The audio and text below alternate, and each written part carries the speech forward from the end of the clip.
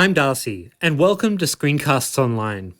In today's full show, we're exploring Apple security, a topic that Apple publicly markets as a big reason to choose their products over competitors. When we talk about computer security, we're basically talking about preventing anyone but you from accessing your information, while simultaneously allowing you to share that information with people you choose to share it with. It's a fine line to walk. If you couldn't share any photos from your phone, you'd be as likely to use it as much as a phone that allowed everyone access to all of your photos. Striking that balance is hard work, and made all the harder by bad actors working to find vulnerabilities and exploit them.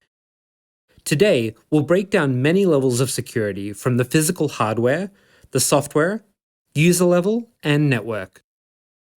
For the last 2 years, Apple have been updating their Mac line to include Apple-designed chips, such as the M1. But this isn't Apple's first foray into building its own silicon for Macs. In 2016, with the release of the MacBook Pro with Touch ID, Apple introduced the T1 chip. It had two main security purposes. First, to handle the system management controller. This is the hardware in the computer that handles power, including turning the computer on and off, and battery charging. The chip also stores your fingerprint and handles Touch ID processing. From a security point of view, this is very important, as your fingerprint is a unique way of identifying yourself. Apple designed the system not only so that all validation of your fingerprint would remain on the computer, but that the fingerprint would be stored away from the hard drive to limit any possibility of it being accessed or shared. This is all stored in the secure enclave. Then, in late 2017, Apple upgraded to the T2 chip. This came with a massive increase to security.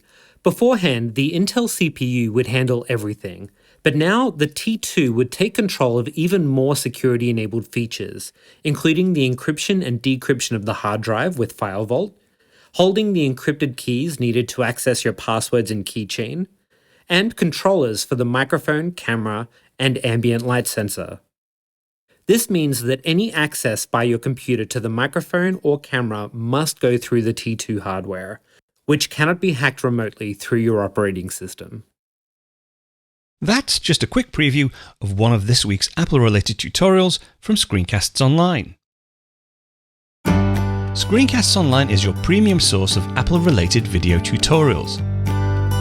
All of our members get access to brand new, up-to-date tutorials each week, as well as unlimited access to our entire video archive full of Mac and iOS-related tutorials. You can stream and download all of our videos on your Mac, iPad and iPhone, and even your Apple TV using the members-only Screencasts Online Apple TV app. Membership also includes a complimentary subscription to the digital Screencasts Online monthly magazine, published each month and packed with videos, articles, reviews, as well as hints and tips covering all aspects of the Mac, iPad, iPhone, and all of the other fantastic Apple products. So, if you're ready to start getting the most out of your Apple devices, visit screencastsonline.com today and become a Screencasts Online member.